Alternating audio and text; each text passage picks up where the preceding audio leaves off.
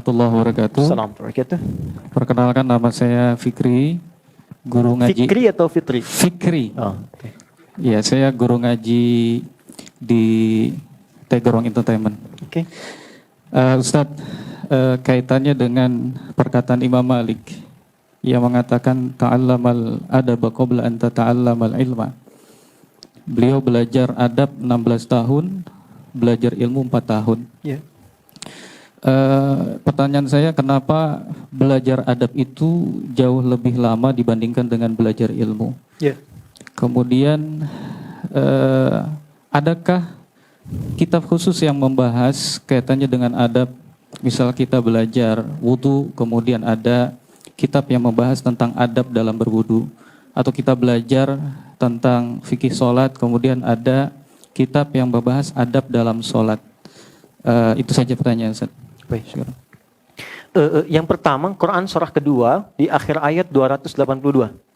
Sebelah kiri paling bawah di pojok tuh ya. Allah sampaikan wattaqullaha wa yu'allimukumullah.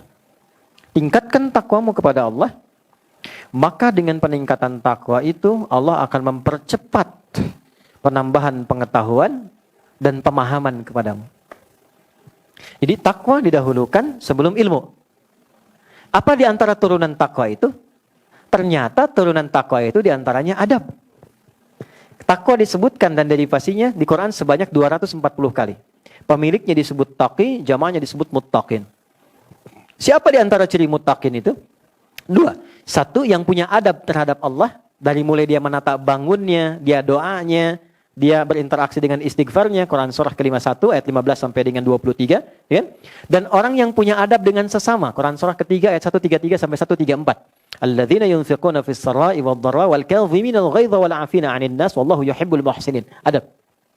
Kenapa adab didahulukan sebelum ilmu? Adab itu sikap moral yang membimbing kita untuk berperilaku baik. Jelas?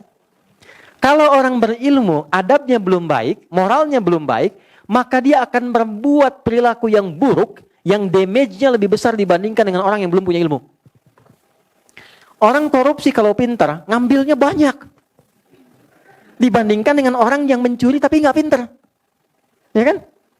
Kijang-kijang nanti durian disimpan di sini ya. Tuh. Ya, banyak motifnya.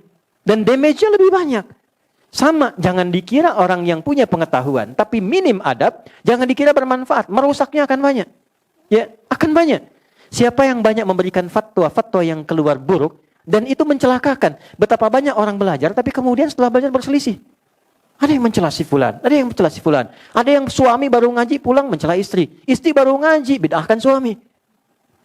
Dan yang paling menarik adalah, ketika kita belajar kan untuk menyatukan. Yang kurang kita tutupi, yang lebih kita turunkan untuk disamakan. Tapi bisa terjadi demikian, apa yang salah? Adab.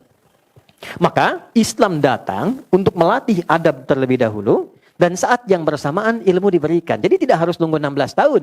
Itu bersamaan. Karena saat berajar adab pun sedang belajar ilmu. Ilmunya khusus adab.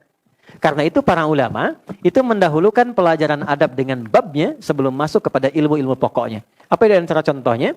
Imam An-Nawawi itu menulis kitab Riyadhus Shalihin 1896 hadis. Sebelumnya Al-Arba'in 42 hadis. Lalu Syarah Sahih Muslim 9 jilid Sahih Muslim. Tapi kitab yang pertama ditulis apa?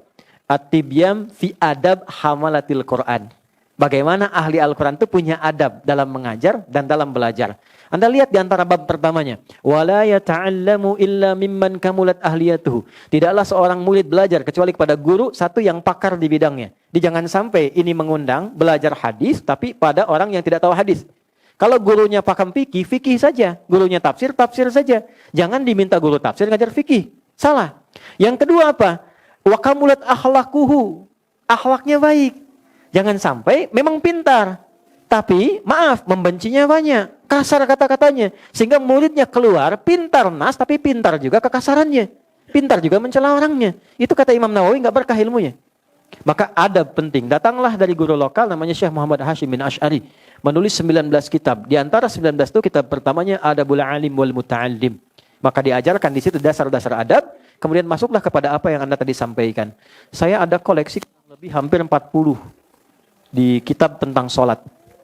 Nah, di antara kitab-kitab itu ada beberapa yang bagus yang menjelaskan tentang hikmah, makna dan adabnya. Satu namanya Nadharat fi Ma'anis Shalah. Yang kedua namanya Asrarus Shalah. Nanti lain waktu kalau tiba lagi, misalnya nanti kita tunjukkan sesuai dengan apa yang teman-teman harapkan. Jelas ya? Allahu a'lam bishawab.